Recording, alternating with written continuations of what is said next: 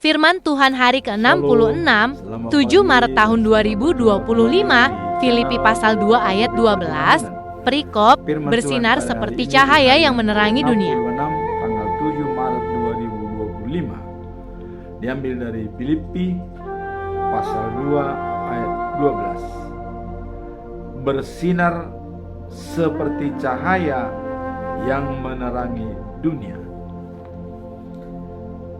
Natsnya tetap saya bacakan dalam 3 versi bahasa Indonesia, bahasa Indonesia sehari-hari, dan bahasa Batak Toba Siganupari. Sebagai nats adalah sebagai berikut. Hai saudara-saudaraku yang kekasih, kamu senantiasa taat, karena itu tetaplah kerjakan keselamatanmu dengan takut dan gentar, bukan saja seperti aku masih hadir, tetapi terlebih pula sekarang waktu aku tidak hadir. Bahasa Indonesia sehari-hari ya. Sebab itu, saudara-saudara yang tercinta, sebagaimana kalian selalu taat pada saya pada waktu saya berada di tengah-tengah kalian, maka lebih-lebih sekarang pada waktu berjauhan, hendaklah kalian tetap taat kepada saya. Kalian sudah diselamatkan oleh Allah, jadi haruslah terus supaya kesejahteraanmu menjadi sempurna. Lakukanlah itu dengan hormat dan patuh kepada Allah. Bahasa Batak Toba Siganupari di Dok Songonon. Alani hamu akadongan nahinaholongan songon parsihohot muna mangului ahu ditikki di tengah-tengah muna ahu lumobi sianima pangoloyon muna di ahu tikki dao ahu saunari sian hamu totong mahamu mangula mardongan biar dohot lomos niroha laho manggohi haluaon muna padomu laho manggohi haluaon muna. Bicalah firman Tuhan. Sekarang kita masuk dalam bacaan pagi, diambil dari 1 Samuel pasal 18 ayat 6 sampai 30. Saul menjadi iri hati pada Daud. Inilah perikop daripada 1 Samuel pasal 18 ayat 6 sampai 30. Apa makna perikop ini? Dalam hal ini terdapat persahabatan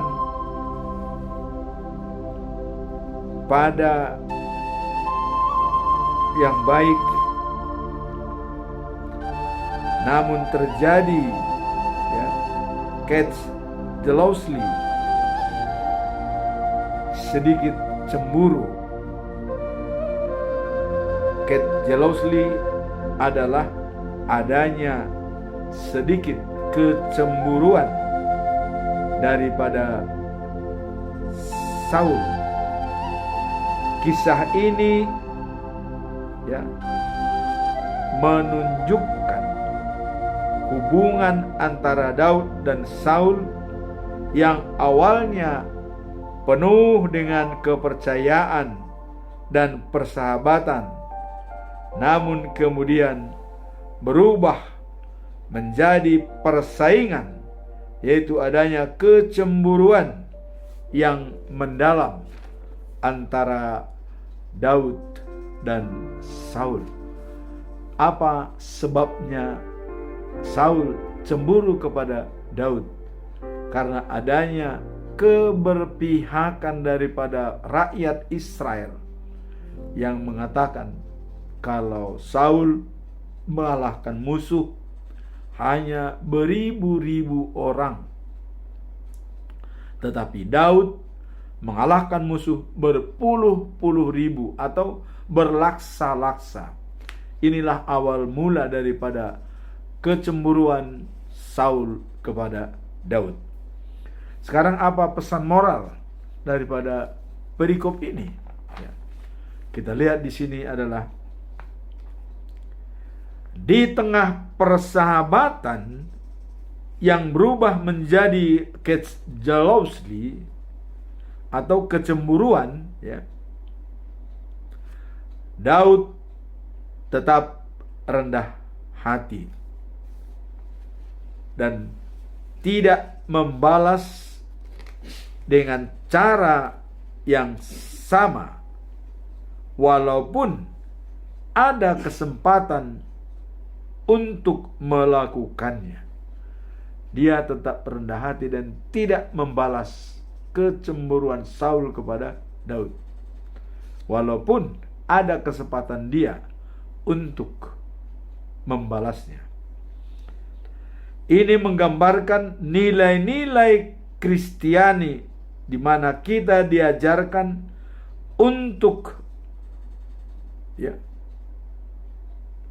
untuk mengampuni meskipun ada konflik. Jadi kita diajari dalam ajaran Kristiani tetap mengampuni, ya, walaupun terjadi konflik. Itulah pesan moral daripada perikop ini. Mengampuni dalam situasi yang sulit walaupun terjadi konflik. Apa pembelajaran daripada perikop ini? Ya. Daud awalnya diangkat jadi panglima oleh Saul dengan bantuan Jonathan.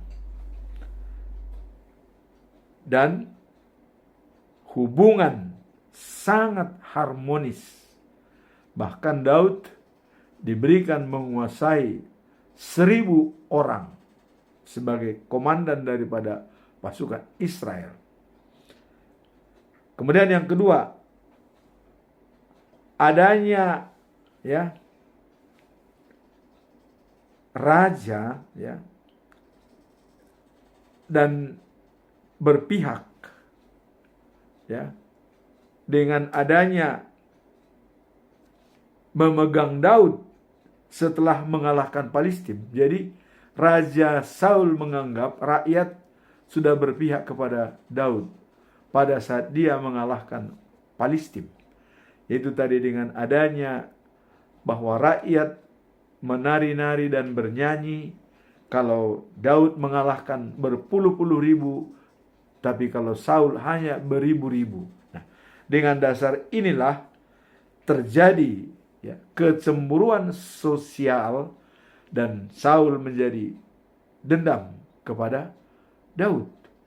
Nah, namun Daud tetap rendah hati dan tetap mengampuni dalam situasi konflik. Kemudian yang ketiga, walaupun terjadi keretakan persahabatan Daud, ya, dengan Saul, Daud tetap rendah hati dan tidak membalas dengan cara yang sama. Ini mencerminkan nilai-nilai Kristiani untuk tetap, ya, saling menghargai dan saling mendukung dalam situasi apapun. Jadi pelajaran yang bisa kita lihat dari sini adalah Daud dalam kerendahan hati, walaupun dia dimusuhi oleh Saul, tapi dia tetap tidak membalas dan tetap mengampuni walaupun terjadi konflik di antara mereka. Nah, itulah kita lihat dalam perikop ini bahwa seperti judul tadi adalah Saul menjadi iri hati pada Daud. Nah, ini akan kita lihat untuk sambungan di esok hari apa kelanjutan daripada perikop ini. Sekarang kita masuk dalam bacaan malam, yaitu 1 Korintus pasal 2 ayat 1 sampai dengan 16. Kematian Yesus disalib dan kebijaksanaan Allah. Jadi dengan kematian Yesus di kayu salib dan kebijaksanaan Allah. Karena ada yang mengatakan bahwa kematian Yesus di kayu salib adalah kebodohan. Padahal itu adalah hikmat dari Allah. Orang lain mengatakan kebodohan karena menganggap Yesus itu Tuhan, kok bisa mati di kayu salib. Kira-kira seperti itu. Namun rencana Allah yang besar adalah lain. Bahwa kematian Yesus menunjukkan bahwa manusia semua seperti itu. Dan bukan berakhir pada kematian, tapi bangkit pada hari yang ketiga mengalahkan kematian. Dengan catatan bahwa manusia tidak lagi dikuasai oleh iblis atau kematian, tapi dia akan dibangkitkan pada hari yang tertentu oleh Tuhan. Itulah hikmat daripada kematian Yesus. Tapi bagi orang lain itu menganggap suatu kebodohan, karena dengan mengorbankan diri mati di kayu salib, dan mereka tidak mengerti apa rencana besar daripada Allah. Nah, sekarang apa perikop daripada makna daripada perikop ini? Bahwa kematian Yesus disalib dan kebijaksanaan Allah. Kita lihat bahwa Paulus mengemukakan dalam perikop ini bahwa kebijaksanaan Allah berlaku dan berbeda dengan kebijaksanaan duniawi. Jadi sangat kontras perbedaan kebijaksanaan Allah dan kebijaksanaan duniawi. Ia menekankan bahwa memberitakan Injil, ia tidak mengandalkan kata-kata yang meyakinkan atau hikmat dari manusia. Jadi tidak mengandalkan kata-kata dan meyakinkan hikmat dari manusia dalam pemberitaan Injil. Melainkan kuasa Roh Kudus yang membawa pencerahan. Jadi dengan kuasa Roh Kudus dia bisa menyampaikan firman Tuhan untuk mencerahkan. Jadi bukan dengan kata-kata atau keyakinan dari manusia atau hikmat dari manusia, tetapi adalah dengan kuasa Roh Kudus yang memberikan pencerahan. Itulah makna daripada perikop ini. Kebijaksanaan Allah, kuasa Roh Kudus dipakai dalam pemberitaan firman Tuhan, bukan hanya kata-kata, tetapi juga adalah kuasa Roh Kudus. Apa pesan moral daripada perikop ini? Pesan moralnya adalah pentingnya mengandalkan kebijaksanaan Tuhan dalam kita menjalani hidup sebagai orang percaya. Jadi mengutamakan kebijaksanaan Tuhan, hikmat dari Tuhan untuk menjalani hidup kita sebagai orang percaya.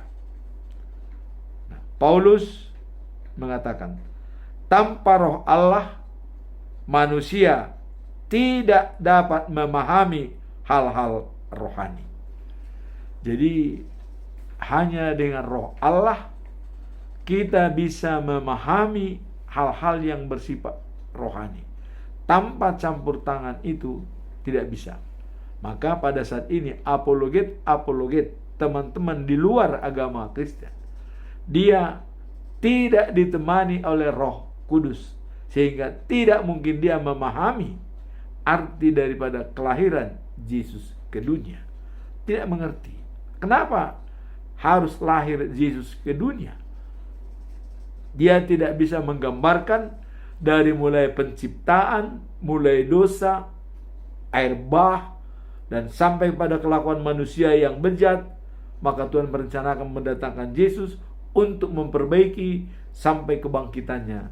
Mereka tidak tahu karena tidak ditemani oleh Roh Kudus. Hanya orang yang dipenuhi dengan Roh Kudus dapat mengerti hal-hal bersifat rohani. Itu dalam 2 Korintus pasal 2 ayat 14. Jadi tanpa Roh Allah, manusia tidak dapat memahami hal-hal yang rohani. Itulah pesan moral daripada perikop ini. Apa pembelajaran? Paulus tidak mengandalkan kata-kata yang meyakinkan atau hikmat manusia, melainkan kuasa Roh Kudus yang membaca pencerahan. Jadi ada pencerahan dari Roh Kudus. Itulah dasar daripada Paulus dalam pemberitaan firman Tuhan. Bukan hanya dengan kata-kata meyakinkan orang dengan hikmat manusia. Bukan asal Bapak senang, kalau istilah sekarang itu ABS. Asal Bapak senang, bukan. Dia tidak dengan kata-kata, tapi benar-benar dengan Roh Kudus yang berada dalam dirinya. Kemudian pembelajaran yang kedua ialah hadapi tantangan dan keputusan dengan umat dan punya iman. Jadi umat menghadapi tantangan dan keputusan harus dengan iman dan pengharapan kepada Allah, dan membiarkan Roh Kudus memimpin hidup kita. Jadi artinya di sini bahwa menghadapi tantangan itu antara keputusan, tantangan dan keputusan, kita harus memakai iman dan pengharapan kepada Allah. Tanpa itu kita sulit dalam menghadapi tantangan.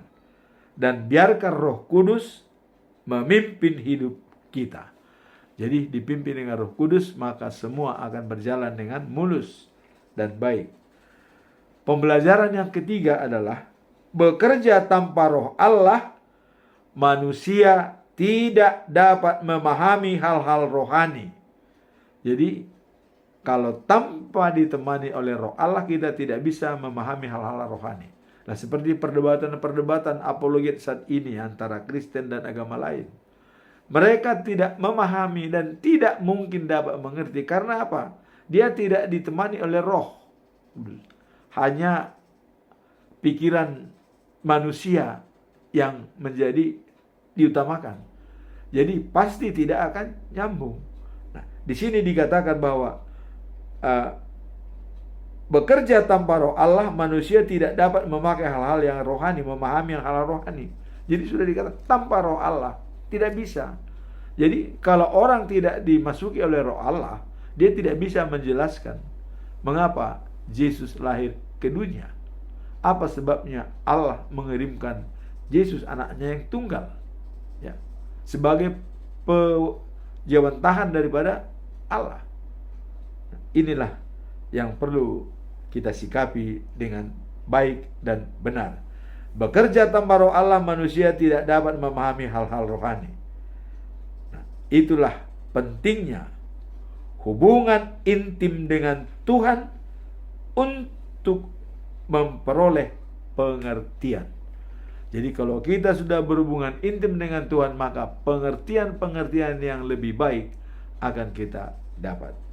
Kemudian yang keempat, bekerja dengan mengandalkan Tuhan, dan kebijaksanaan dan tuntunan Tuhan akan membuat hasil yang sangat baik. Sedangkan mengandalkan kekuatan sendiri akan membawa hasil yang terbatas. Jadi kalau kita bekerja mengandalkan Tuhan dan tuntunan Tuhan, itu akan menghasilkan yang sangat baik dan tidak terbatas. Tapi kalau kita hanya mengandalkan kekuatan sendiri, itu hasilnya hanya terbatas, tidak maksimal.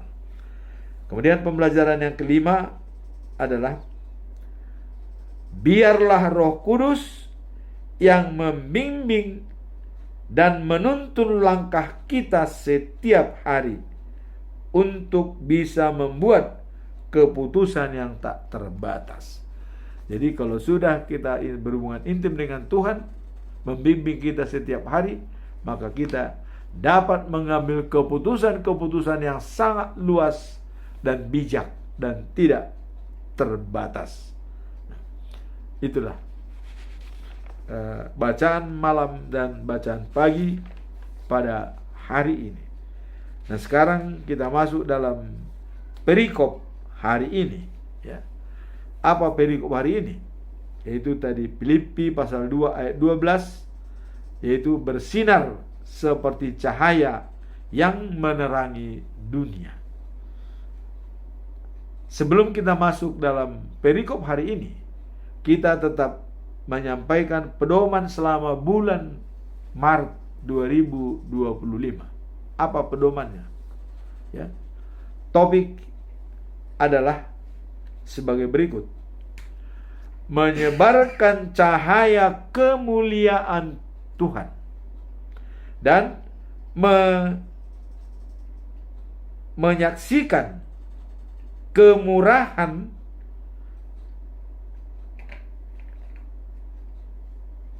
Jadi menyebarkan cahaya kemuliaan Tuhan dan menyaksikan kemurahannya, ya, melalui iman dan pertobatan. Jadi topik pada bulan ini adalah menyebarkan, ya, cahaya kemuliaan Tuhan dan menyaksikan kemurahannya melalui iman dan pertobatan. Itulah inti daripada ayat bulan Maret. Dan ini dijabarkan di dalam Matius pasal 5 ayat 16. Demikian bunyinya. Demikianlah hendaknya terangmu bercahaya di depan orang, supaya mereka melihat perbuatanmu yang baik dan memuliakan Bapamu di surga. Jadi terang kita itu bercahaya, ya, dan dilihat oleh orang, supaya mereka melihat perbuatan kita. Dengan perbuatan kita, mereka memuji dan memuliakan Tuhan. Nah, jadi itulah penjabaran daripada topik selama bulan Maret. Ya.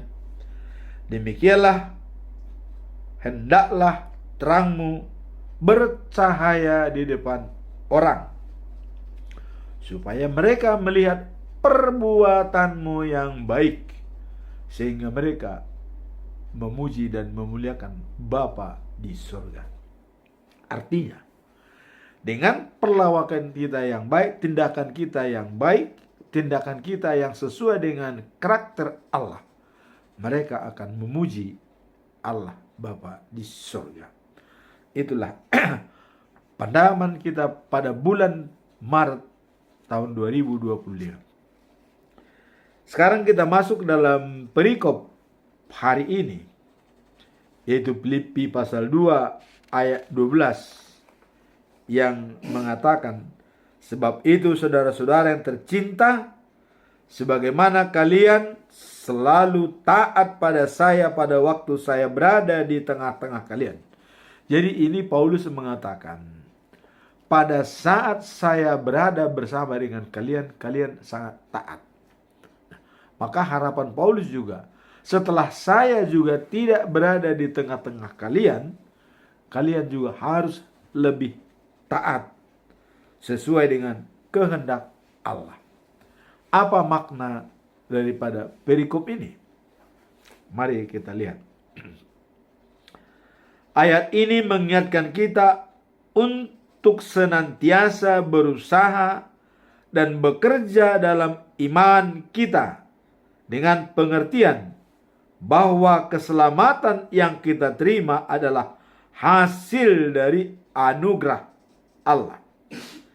Kita diajak untuk tidak hanya menjadi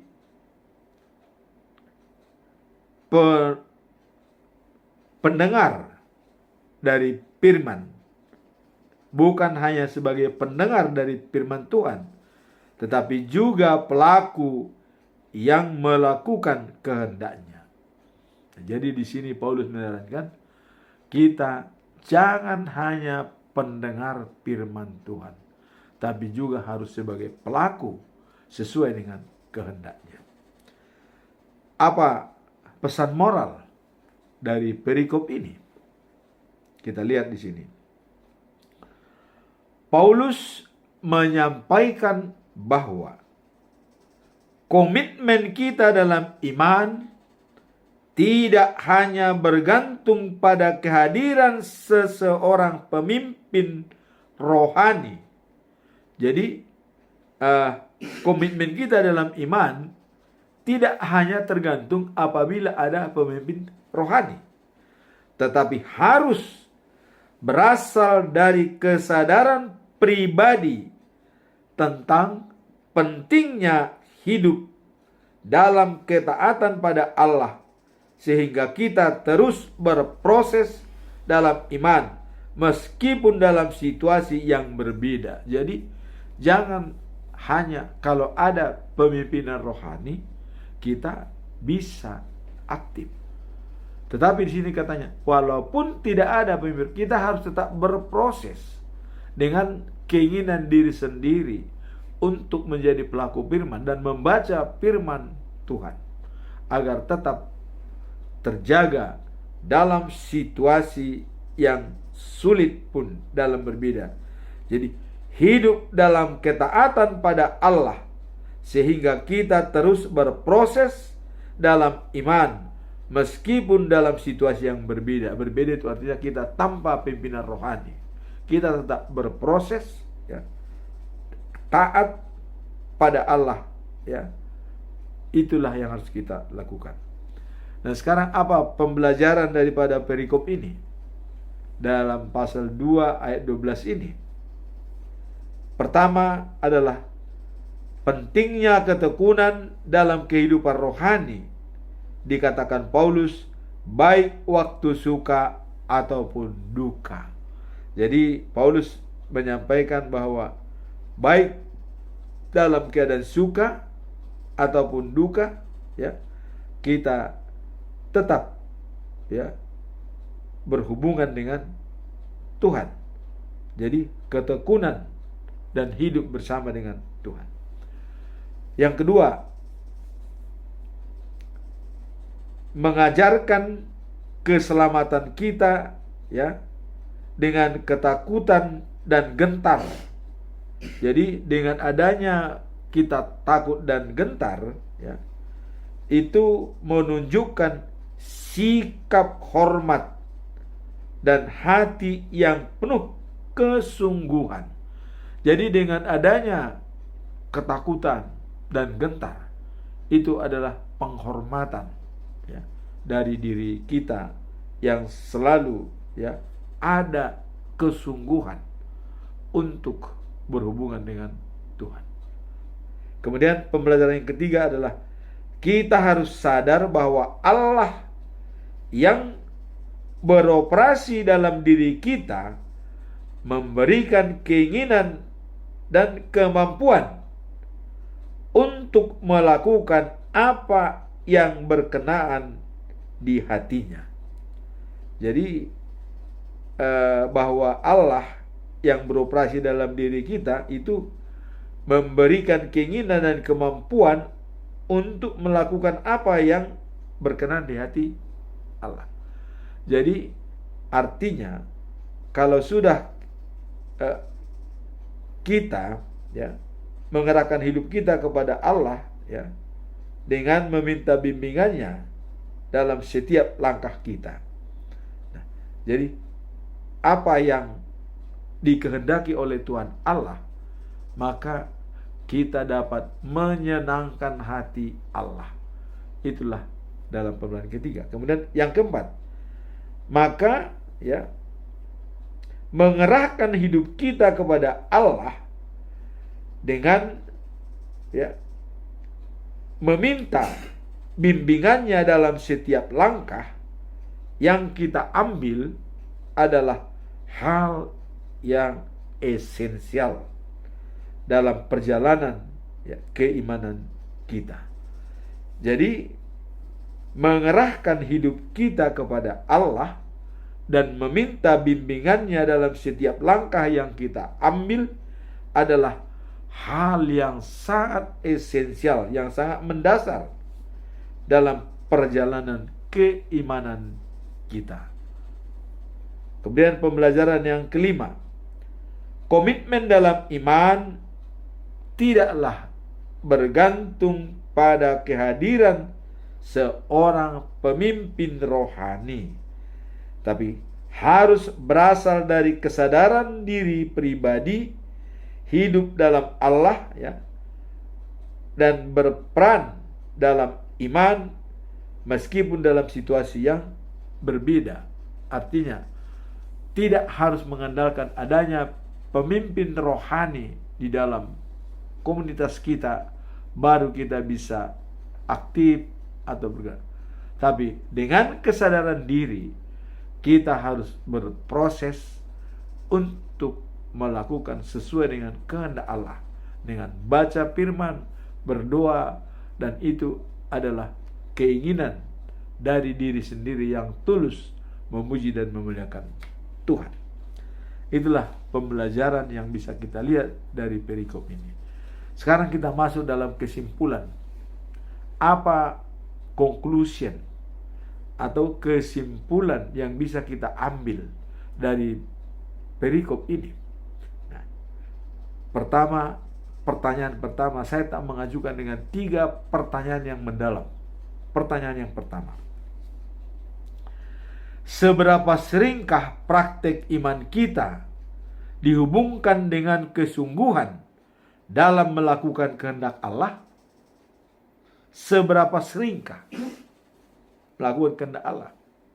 Nah, praktek iman yang sungguh-sungguh, ya, tentunya harus, ya, diiringi dengan kesungguhan dalam menjalankan kehendak Allah, karena keduanya saling terkait dalam kehidupan seorang Kristen. Jadi iman yang hidup akan menghasilkan tindakan yang mencerminkan kasih dan ketaatan kita pada Tuhan. Ini dicerminkan atau digambarkan dalam Yakobus pasal 2 ayat 17 yang mengatakan bahwa demikianlah juga iman, jika tidak disertai dengan perbuatan, maka iman itu pada hakikatnya adalah mati. Jadi iman tanpa perbuatan adalah mati. Nah, seberapa seringkah praktek iman kita dihubungkan dengan kesungguhan? Nah, di sini dikatakan iman yang hidup akan menghasilkan tindakan yang mencerminkan hasil dan ketaatan kita kepada Tuhan. Dalam konteks kehidupan sehari-hari, kita dapat mengimplementasikan nilai-nilai Kristen melalui integritas dalam pekerjaan, kejujuran, dan berinteraksi, serta, ya, sikap saling menghormati kepada orang lain. Jadi ada sikap yang saling menghormati. Nah, kemudian memiliki iman yang kuat ini yang utama, memiliki iman yang kuat tanpa diwujudkan dalam perbuatan nyata membuat iman tersebut tidak berdaya. Jadi iman yang kuat, ya, tapi tanpa diwujudkan dengan tindakan, dia tidak berdaya. Walaupun dikatakan kita punya iman yang kuat, tapi bisa tidak berdaya sama sekali apabila tidak diwujudkan dengan tindakan yang nyata. Nah, kemudian praktek iman, ya, sungguh-sungguh harus, ya, diwujudkan dalam tindakan nyata. Jadi jawaban daripada seberapa seringkah praktek iman kita dihubungkan dengan kesungguhan. Praktek iman sungguh-sungguh setiap saat harus diwujudkan dengan tindakan nyata. Baru kita dikatakan punya iman yang kuat. Iman dijalankan dengan tindakan yang nyata. Pertanyaan yang kedua, ya. Apa arti takut dan gentar dalam konteks mengerjakan keselamatan dalam hidup sehari-hari? Jadi tadi dikatakan harus takut dan gentar. Apa konteks masalah ini, ya, dalam keselamatan kehidupan sehari-hari? Kita dapat melihat bahwa takut dan gentar dalam menjalankan keselamatan dalam kehidupan sehari-hari dapat diartikan sebagai sikap hati yang penuh penghormatan dan kesadaran akan Tuhan. Jadi dikatakan bahwa sebagai sikap hati yang penuh penghormatan. Jadi dengan takut dan gentar tersebut itu menggambarkan penghormatan kepada Tuhan, dan kita sadar sesadar-sadarnya untuk memuji dan memuliakan Tuhan. Itulah takut dan gentar dalam mewujudkan keselamatan dalam hidup sehari-hari. Jadi sikap hati yang penuh penghormatan dan kesadaran akan Tuhan. Jadi kita harus sadar kalau Tuhan itu segala-galanya. Itu yang mau dikatakan di sini.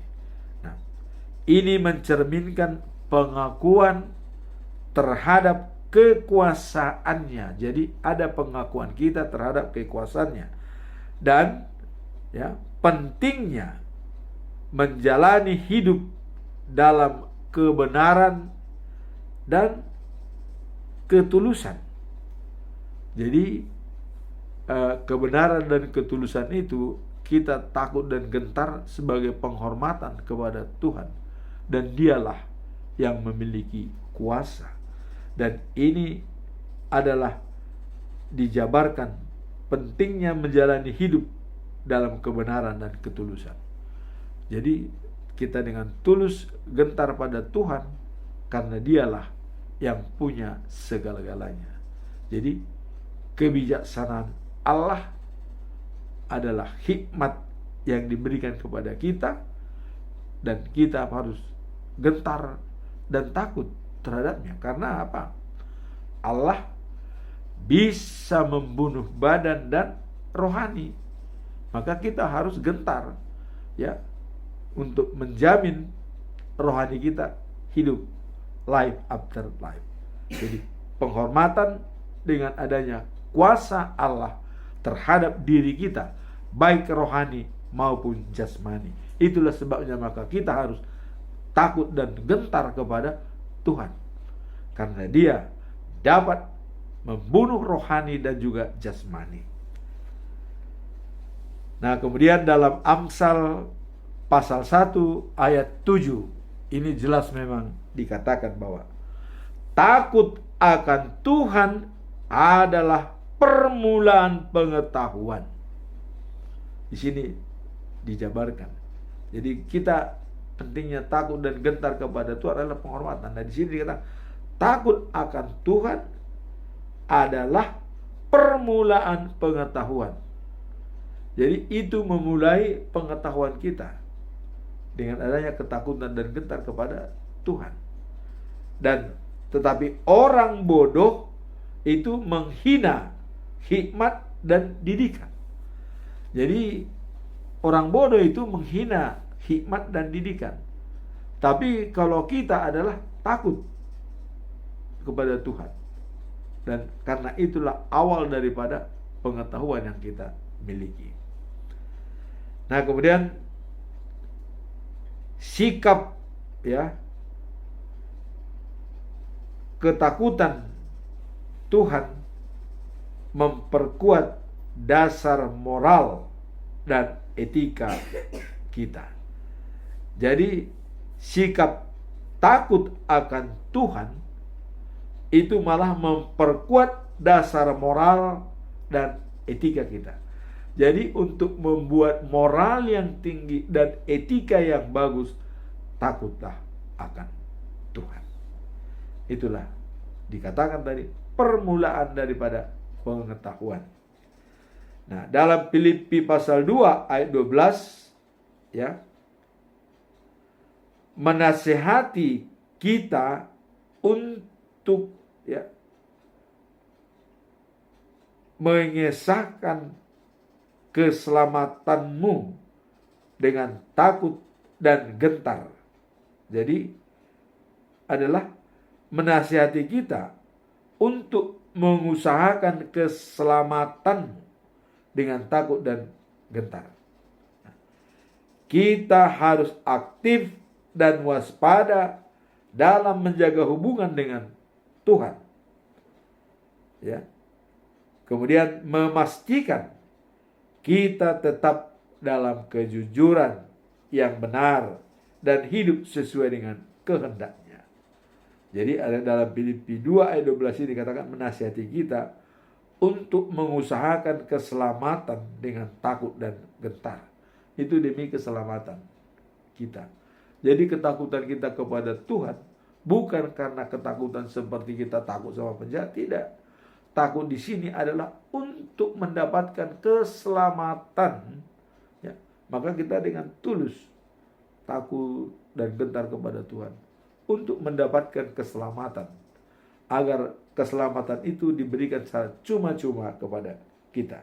Nah, dalam menjalani hidup sehari-hari, sikap ini mendorong kita untuk selalu hidup dalam ketaatan dan menjaga hubungan yang baik dengan Tuhan, sehingga kita dapat mengalami hidup yang berkenaan di hadapannya.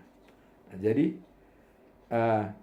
dengan dalam kehidupan kita sehari-hari, ini mendorong kita untuk selalu hidup dalam ketaatan. Kalau kita dalam ketaatan kepada Tuhan dalam hidup kita sehari-hari, itu untuk menjaga hubungan yang baik dengan Tuhan. Jadi dengan taat kepada Tuhan, itu menjaga hubungan baik dengan Tuhan. Nah, sehingga kita dapat menjalani hidup yang berkenaan di hadapannya. Jadi kalau sudah kita taat kepada Tuhan, menjaga hubungan yang baik dengan Tuhan, kita akan berkenaan di hadapannya. Jadi menjadi menyenangkan hati Tuhan. Itulah inti daripada jawaban pertanyaan nomor 2. Menyenangkan hati Tuhan setiap saat. Jadi apa arti takut dan gentar dalam ketekunan? Mengerjakan keselamatan dalam hidup sehari-hari, itu adalah demi menyenangkan hati Tuhan. Jadi kalau kita sudah takut dan gentar kepada Tuhan, itu menghormati Dia. Artinya perintah-perintahnya kita jalankan dengan baik. Jadi itulah menyenangkan hati Tuhan.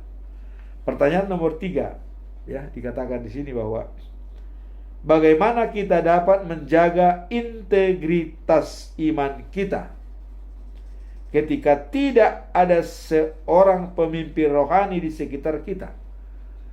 Apakah kita menjadi loyo atau tidak bersemangat kalau tidak ada pemimpin rohani atau pendeta bersama dengan kita? Apakah kita tidak bisa berproses? Nah, di sini dikatakan bagaimana kita dapat menjaga integritas. Apakah kita nanti masih sesuai kata dengan perbuatan kalaupun tidak ada pemimpin rohani yang mendampingi kita? Nah, di sini perlu kita pecahkan masalah ini. Apabila pemimpin rohani tidak ada mendampingi kita, apakah kita tetap berproses dan melakukan takut akan Tuhan dan setia pada hukum-hukumnya? Mari kita lihat. Jadi di sini dikatakan bahwa menjaga integritas iman tanpa kehadiran seorang pemimpin rohani di sekitar kita merupakan tantangan. Jadi memang tantangan, ya. Artinya tanpa ada penyelia kecerdasan iman dalam situasi rohani, ya, apakah kita masih mampu melakukan hal-hal yang terbaik bagi diri kita dan untuk Tuhan? Nah, jadi di sini sebagai seorang Kristen kita diajarkan untuk mengandalkan firman Tuhan dan hubungan pribadi, ya, dengannya sebagai dasar iman kita. Jadi di sini dikatakan bahwa adalah mengandalkan firman Tuhan. Kita sudah tahu apa itu firman, bagaimana firman Tuhan, maka mengandalkan firman Tuhan itu dan hubungan pribadi dengannya. Jadi walaupun tanpa didampingi oleh pemimpin rohani, ya, atau mentor kita, tapi dengan firman Tuhan dan hubungan kita yang baik dengan Tuhan, ya, itulah sebagai dasar iman yang kuat dalam diri kita. Nah, kemudian apa langkah-langkah yang perlu dilakukan untuk mensikapi hal-hal tersebut? Pertama adalah memperkuat pemahaman melalui membaca dan merenungkan, ya, Alkitab secara teratur. Jadi kalau kita sudah teratur merenungkan dan baca Alkitab tanpa pemimpin rohani pun, kita sudah bisa memimpin sendiri diri kita. Dalam 2 Timotius 3 pasal 3 ayat 16 sampai 17 dikatakan bahwa, ya, dijelaskan bahwa segala tulisan, ya, yang diilhamkan Allah, artinya tulisan diilhamkan itu firman-firman itu yang diilhamkan oleh Allah, ya, bermanfaat untuk mengajarkan, untuk membenarkan, untuk meluruskan, dan untuk mendidik orang dalam kebenaran. Jadi segala tulisan yang diilhamkan Allah dalam firman Tuhan itu bermanfaat, ya, untuk mengajarkan, membenarkan, meluruskan, dan mendidik dalam kebenaran firman Tuhan. Jadi sudah dicakup dengan kita membaca tulisan yang diilhami oleh Allah dalam firman Tuhan. Itu sudah cukup kuat dasar kita untuk, ya, mengajarkan, mendengarkan, membenarkan, dan meluruskan, untuk mendidik orang dalam kebenaran. Jadi artinya itulah tadi langkah yang pertama yang kita ambil ya dalam situasi kalau kita tidak memiliki pimpinan rohani di sekitar kita. Kita bisa dengan belajar sendiri. Kemudian yang kedua dikatakan adalah membangun kebiasaan berdoa yang konsisten akan membantu kita untuk mendengar suara Tuhan ya, dan meningkatkan keteguhan iman kita. Melalui doa kita dapat mencurahkan isi hati dan memperoleh bimbingan Tuhan untuk sehari-hari. Jadi di sini dikatakan bahwa langkah-langkah yang kedua adalah membangun kebiasaan berdoa. Ada habit ya, untuk berdoa ya, dan konsisten. Kalau kita lakukan tiap pagi jam 4, kita harus bangun tiap pagi. Apapun terjadi, itu harus kita lakukan. Ada konsistensi ya, membangun kebiasaan. Dan Aristoteles mengatakan ya, kekuatan kita bukan perbuatan kita, tapi kekuatan kita adalah kebiasaan kita. Jadi apa yang kita lakukan berulang-ulang, itulah kekuatan kita. Jadi kalau kita lakukan berulang-ulang, berdoa, baca firman setiap hari, itu menjadi kekuatan kita, powerful bagi kita untuk menjalankan kehidupan sehari-hari. Langkah yang ketiga ya adalah mengikut sertakan orang-orang beriman lainnya, meskipun tanpa seorang pemimpin dalam diskusi iman, juga dapat memberikan dukungan dan perspektif baru yang memperkuat iman masing-masing. Nah, jadi biasanya ada talenta-talenta tersendiri bagi setiap orang. Jadi mengikut sertakan orang-orang yang beriman lainnya ya, meskipun tanpa seorang pemimpin ya, itu dapat memberikan dukungan dan perspektif baru yang memperkuat iman masing-masing. Jadi ada gambaran-gambaran baru yang kita dapati apabila kita mengumpulkan orang-orang yang beriman, mencari pengalaman dan menukar pengetahuan. Itu sangat baik. Itulah cara kita untuk membangun ya, proses iman apabila kita tidak punya pemimpin rohani di dalam kelompok kita. Jadi kebiasaan berdoa, merenungkan firman Tuhan, mengajak orang lain untuk berdiskusi, itu akan membawa manfaat yang berguna bagi kita untuk saling mengisi, saling mendorong, saling memperbaiki, saling bertukar pikiran antara yang satu dengan yang lain. Tentu dengan persuasif sesuai dengan kehendak Allah. Demikianlah firman Tuhan pada hari ini yang diambil dari Filipi pasal 2 ayat 12 ya.